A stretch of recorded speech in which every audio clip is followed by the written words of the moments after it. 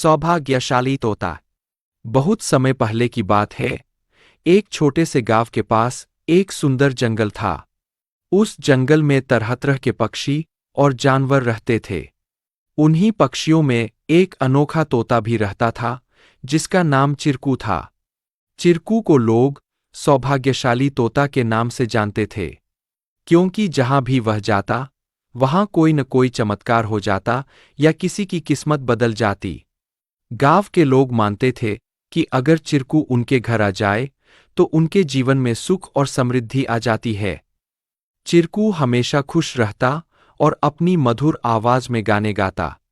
लोग उसे फल और अनाज खिलाते और उसकी भलाई की कामना करते थे। चिरकू भी गांव के लोगों से बहुत प्यार करता था और जहां भी जाता, खुशियां बांटता। एक दिन गांव में एक गरीब किसान, जिसका नाम रघु था, बहुत परेशान था। उसकी फसलें बर्बाद हो गई थीं और उसके पास खाने को भी कुछ नहीं था। वह दिन-रात मेहनत करता, लेकिन किस्मत उसका साथ नहीं दे रही थी। एक दिन रघु ने गांव के लोगों से चिरकू के बारे में सुना और सोचा कि शायद यह सौभाग्यशाली तोता उसकी भी मदद कर सकता है। रघु ने तय किया कि वह चिरकू से मिलकर अपनी किस्मत बदलने की विनती करेगा। अगले दिन वह जंगल की ओर चल पड़ा और चिरकू को खोजने लगा। बहुत ढूंढने के बाद उसे चिरकू एक पेड़ की डाल पर बैठे हुए मिला। रघु ने बड़े ही आदर के साथ कहा। चिरकू ने रघु की बातें ध्यान से सुनी और उसकी आंखों में दया उमड़ आई। चिरकू ने अपनी चोंच में एक छोटी सी चमकती हुई पत्ती उठाई और रघु को देते हुए कहा, यह जादुई पत्ती है। इसे अपनी जेब में रख लो और जब तुम अपने खेत में काम करने जाओ तो यह पत्ती तुम्हारी किस्मत बदल देगी।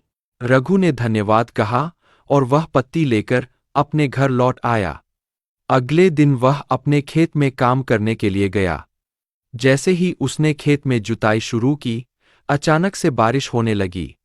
उसकी सूखी जमीन हरी भरी हो गई और थोड़े ही समय में उसकी फसलें लहलहा उठीं।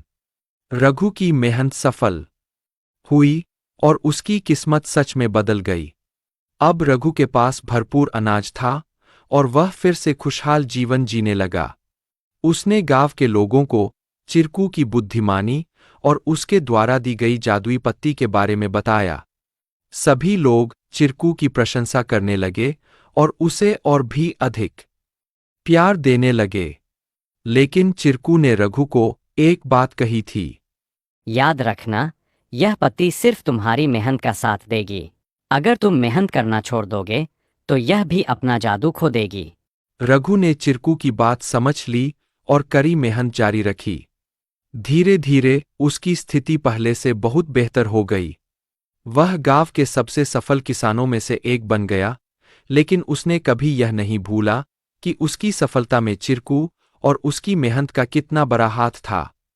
कहानी से सीख। इस कहानी से हमें यह सीख मिलती है कि किस्मत भी उन्हीं का साथ देती है जो खुद मेहनत करते हैं। सौभाग्य और अवसर तभी काम आते हैं जब हम अपने प्रयासों से उन्हें सही दिशा देते हैं। Please like, share and subscribe our channel to learn more.